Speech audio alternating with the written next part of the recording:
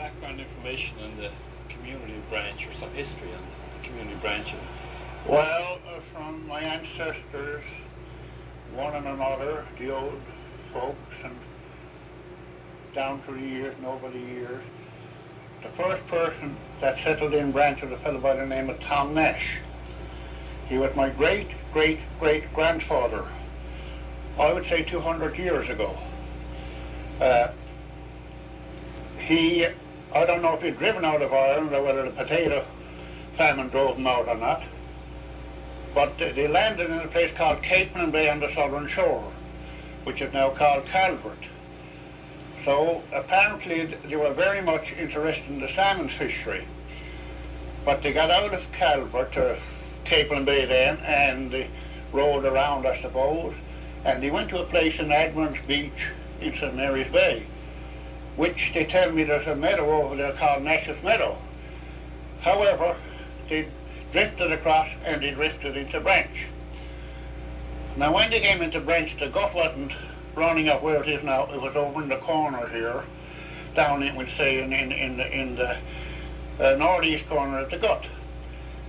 So they were interested in the salmon, and this day they were looking down and they saw the school of salmon or trout, whatever they thought it was, and they put down the net. I don't know what kind of a net they had when they had looked full of trout. So the Nashes settled in Branch. Now from there, I don't know how to tell you, the Nashes settled there, and naturally I suppose there were offspring from them and whatnot. The Englishes came in there. The Roaches came in there from Placentia, apparently, to the place up in Placentia called Tommy Dallon's Cove, which some of the Roaches that owned that land drifted into Placentia in the beginning. The O'Rourke's, they tell me, belong across over here, I don't know if it's around St. Mary's or Riverhead or somewhere, and the Henseys, I believe, came from the other side of Placentia Bay.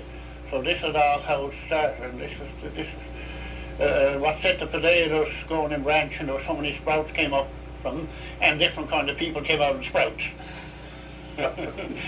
And at the present day now, what about, like, or back over the last 10 years, you've been involved in wharf construction, and you've been involved with the community council.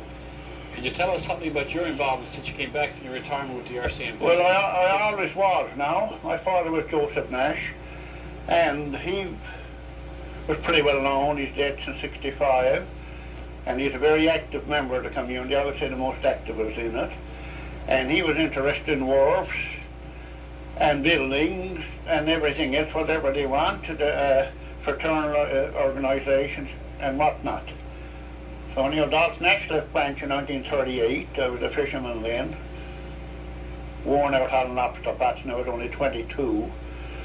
But I was gone until in 1963 when I retired from the RCMP. I came back to Branch temporarily because I had a job with the Department of Labour in St. John's, Provincial, and thanks be to God I never did go in there, see what's going on today. But however, since that in '63, I got involved with local affairs before we got to council in '66. I was instrumental in getting that steel breakwater over there to Richard Cash and this be the MP in Ottawa. And, well, that's it. There's kind of a sickness, a disease, you know, when somebody belongs to you and you try to help people. When was the council incorporated, Council in Branch? 1966. How did that come about? Well, I don't know if I'm right in saying this or not, you know, but anyhow, it was always on my mind about getting a council in Branch if I stayed there. Now, why I stayed in Branch, I suppose, remember I told you I was going to go to the Department of Labour? My father died suddenly, my mother was home alone, that changed everything. I stayed home. And I'm glad I did. But the council was always on my mind wherever I went. I was involved with councils in Challenport, Cornerbrook, Stephenville, Harbour Grace, these places with people. So anyhow, there was a rumour around when I came on about the resettlement programme that time they were going taking the people out of Branch and moving them where? I'd like to know where. which I never paid no attention to, which I left it, ignored it. So what was on my mind was the council in Branch. Now then, Reverend Father Murphy is over in St. Joseph's Seminary. I told him the story. He said, I'll go up with you and help you with the meeting. We went up and the people voted in favour of the council in Branch. Now this is the first council from St. Chats in St. Mary right down through, right on the Cape Shore Point lands till you go into Point Verde. I set the pattern for the councils. Follow me? And the priest said to me, Father, he said, it's all in your hands now, it's up to you to take it over. So we organised the council in '66. '67 we had the community building completed and finished.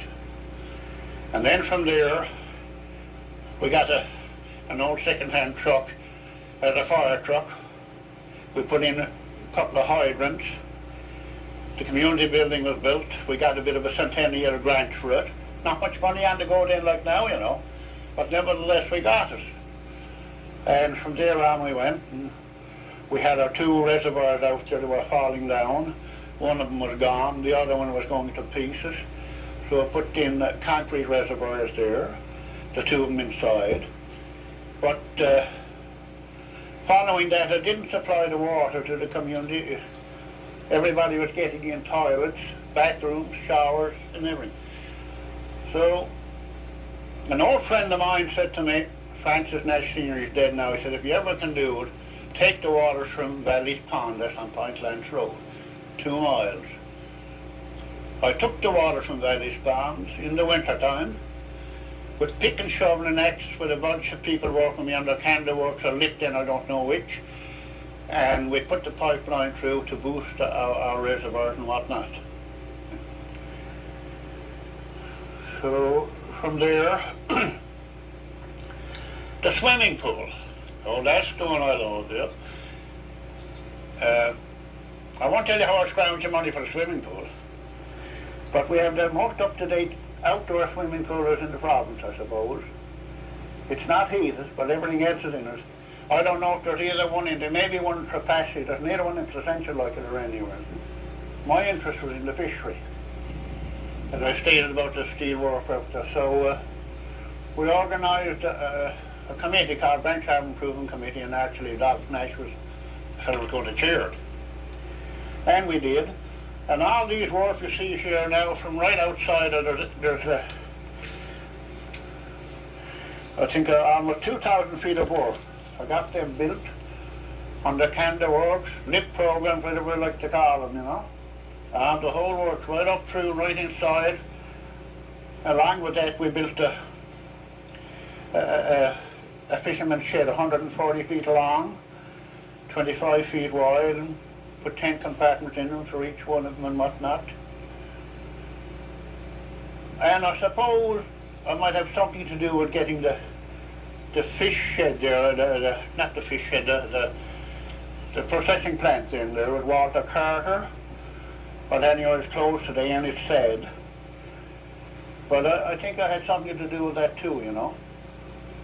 I always think I did, and Walter Carter was a great friend of mine, regardless of politics. Yeah. But however, we went on from there and the rest of the wharf was built and whatnot.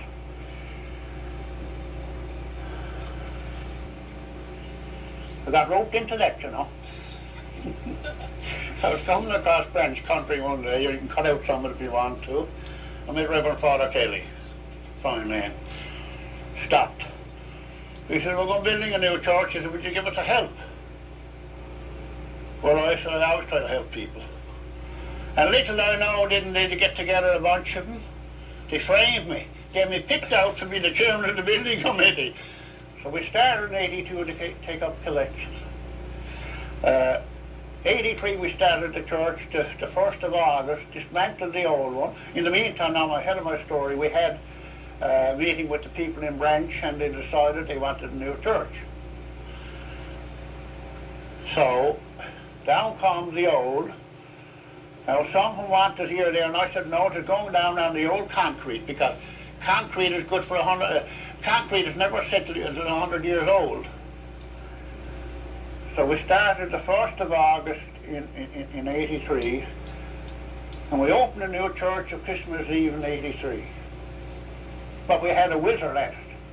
Had a John Francis part from Edwards Beach in St. Mary's Bay. Yeah.